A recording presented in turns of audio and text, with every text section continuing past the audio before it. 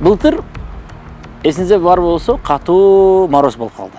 Декабрь айыны, декабрдын аягы болсо керек, -20 чейин түштү. Эми элестеп коюңуз. Ошол учурда суунун расходу көбөйдү.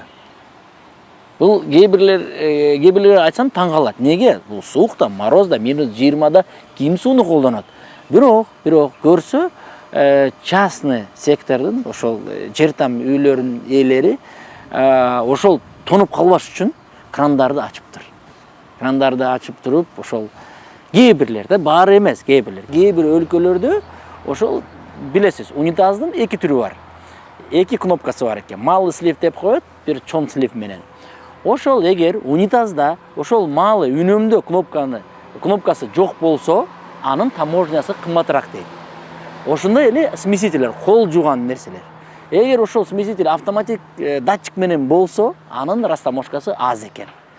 Ушундай механикалык түрдө болсо көп экен. Элестеп коюңуз, кээ бир өлкөлөр ошол товарлар киргенде эле дароо эле экономия үнөмдөө болуп атат да, сууну үнөмдөп атат. Кудайга шүкүр, Кыргызстанда суу бар, бирок аны үнөмдөш керек, сөзсүз.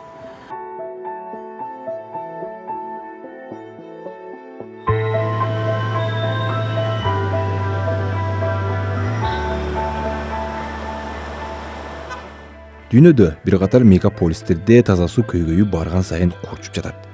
Мындан бир нече жыл мурун Бириккен Улуттар уюму тарабынан чыгарылган эксперттик божомолдо 2030-жылга барып таза сууга болгон талап дагы 40%га өсүшү мүмкүн экендиги айтылган. Буга климаттын өзгөрүшү, жер шарындагы калктын саны улам өсүп жатканы сыяктуу бир катар факторлор таасир этери белгиленген. Суу жана мөңгү запастарына бай саналган өлкөлөрдө деле таза суу курч көйгөй бойдон кала берүүдө.